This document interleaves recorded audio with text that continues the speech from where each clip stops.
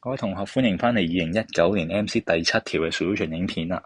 咁咧佢就有棵冧樹喺度啦，咁你就揾條繩去拉住佢，咁樣佢就問你邊一個嘅 arrangement 會搞到條繩最容易斷咧？Highest chance of breaking。咁乜嘢嘅最容易斷啊？就係喺裡面個 force 要最大。OK，咁我哋嚟考慮下啦。每一個 centre of mass 咧都係呢度噶啦，個 mg。咁所以你個轉嗰個力咧，呢個係個 pivot 啦，呢個係個 pivot，你個支點啦。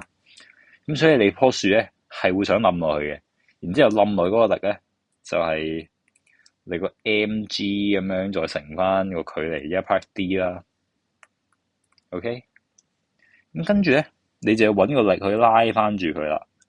咁我哋 tension 咧 suppose 係拉右邊噶啦。咁你呢個時候個力咧就應該係等於 T 乘你個高度啦。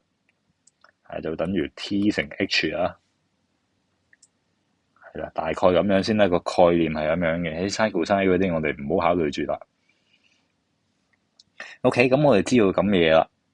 咁咧，suppose 呢一個咧就應該係一個 constant 嚟嘅左手邊，即係棵樹冧嗰個位咧，你個 centre of mass 永遠都係呢個位噶嘛。咁所以咧，左手邊係 constant 嚟嘅。咁咧就會等於你個 T 乘 H 啦。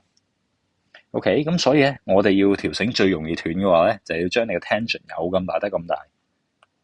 咁所以咧，你個高度咧有咁細得咁細。咁所以咧，答案咧就應該係 B 同 D 兩個揀噶啦。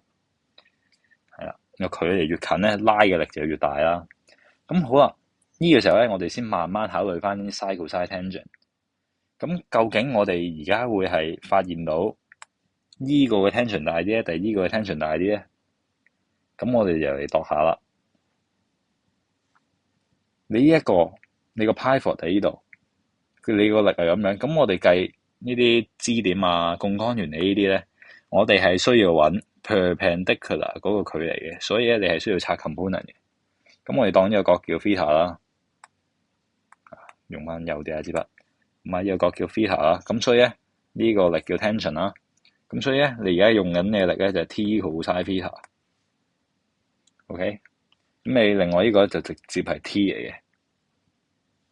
咁你而家 T cosine theta 要等於 mg 再乘你個高度乘嗰啲啊，冇乜所謂 constant 啦。同埋你個 T 要等於你個 mgd 啊。咁邊個數字要大啲咧？咁當然就係上面呢個數字要再大啲啦。因為你 cosine theta 係一定細過1噶嘛，或者細過等於1啦。係啦，所以你個 T 要更加大嘅。咁所以答案就係波啦。咁其實我哋考慮槓桿原理就完㗎啦呢條。